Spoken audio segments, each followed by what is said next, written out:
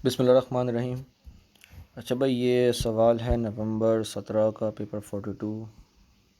Sorry, picture ऐसी मिली है, थोड़ी गंदी सी लग रही है, ब्लर सी, लेकिन समझ आ जाएगा। Define radian.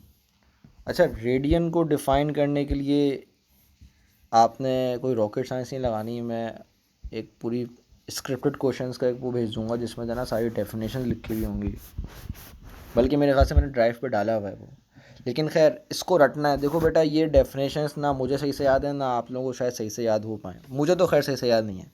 तो बेस्ट पॉसिबल ऑप्शन यही है कि आप लोग इन सबको रट लो। रटने से फ़ायदा ये होगा कि आप लोगों की गलतियों के चांसेस कम हो जाएंगे और ठीक ठाक मार्क्स की डेफिनेशंस आती हैं A2 में।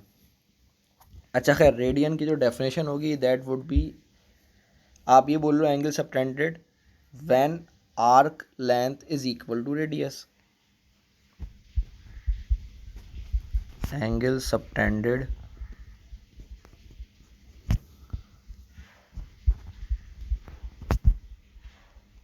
when arc length is equal to radius। अच्छा, इसका 1 मार्क मिला है।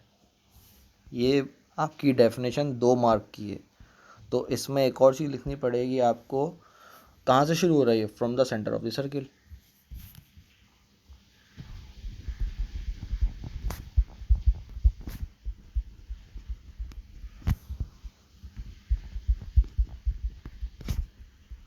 तो अब इसके 2 मार्क हो गए हैं। आई होप ये समझ आ गया होगा। State by reference to simple harmonic motion what is meant by angular frequency. Angular frequency की डेफिनेशन मांग रहा है, मतलब मुफ्ते के 3 मार्क की इसने डेफिनेशंस दे दी हैं आपको। तो बता दो बेटा, एंगुलर फ्रीक्वेंसी क्या होती है? Angular frequency is known as omega. ये पार्ट 1 था ए का। अब ये पार्ट 2 आ रहा है। तो एंगुलर फ्रीक्वेंसी मतलब ओमेगा क्या होता है? 2πf। तो इसको आप ऐसे बता दो, 2π इंटू फ्रीक्वेंसी या 2π अपॉन पीरियड ऑफ टाइम या टाइम पीरियड। तो ये आपके पास पूरे मार्क आ जाएंगे। अच्छा, ये सब थोड़े नॉर्मल क्वेश्चन से आओ ज़रा टेढ़े सवाल पर आते हैं। भाई, मेरे पास एक थिन मेटल स्ट्रिप है, क्लैंप हुई हुई है एक हॉरिजॉन्टल एट वन एंड से। यहाँ से क्लैंप हो गई है, मतलब यहाँ से फिक्स हो गई है ये। और इसके बाद एक तरफ उसका लोड पड़ा हुआ है मास m से, जो कि फ्री एंड है, जिसकी वजह से मेरे पास यहाँ पे थोड़ी सी एक्सटेंशन भी आ रही है। The metal strip band is shown in figure 3.1। ठीक है, स्ट्रिप बैंड हो गई है। अब वो बोल रहे हैं when the free end of the strip is displaced vertically and then released. मतलब ये वही है कि हम लोग स्केल को एक तरफ से पकड़ते हैं और दूसरी तरफ से उसको हिलाते हैं ना। जैसे कि ये है, यहाँ पे आपने स्केल रखा, यहाँ से आपने प्रेस करा अपनी फिंगर से, और आपने यहाँ से उसको डाउन प्रेस करा, तो वो घूम घूम के ऊपर नीचे होता है वो। ये वही चीज़ बता रहे हैं इसमें। Theory predicts that the variation of the acceleration a of the oscillating load with the displacement x from its equilibrium position is given by ये अजीबोगरीब सी इक्वेशन। इसको मैं बड़ा कर देता हूँ क्योंकि आई होप ये तुम लोगों को सही से दिख भी नहीं रहा होगा। ये लिखा हुआ है a is equals to minus, bracket के अंदर है c over M L cube omega, नहीं सॉरी x, ये लिखा हुआ है यहाँ पे। तो बोल रहा है where L is the effective length of the metal strip and C is a positive constant. Explain how the expression shows that the load is undergoing simple harmonic motion. अच्छा, तो इसमें एक चीज़ देख लो ज़रा इम्पॉर्टेंट, दैट इज़ कि आपके load की बात हो रही है, और अगर मैं इसको यहाँ पे लिख भी लूँ, A is equals to minus C over M L cube times X. तो अगर तुम लोग एक चीज़ याद रखो तो एक और फॉर्मूला था, a is equals to minus omega square x. तो can I say like this कि मेरे पास बेसिकली ओमेगा स्क्वायर की वैल्यू ही c over M L cube है, क्योंकि सी एक मास कांस्टेंट है, मास एम भी एक कांस्टेंट है, लेंथ चेंज नहीं कर रहा मैं, तो बेसिकली मैं ओमेगा भी चेंज नहीं कर रहा। तो ये बेसिकली एक पूरा कांस्टेंट है। अब अगर मैं इस पूरे को कांस्टेंट एज्यूम कर लूँ, तो acceleration is directly proportional to negative X displacement. तो यही इसमें बता रहा है मुझे वो।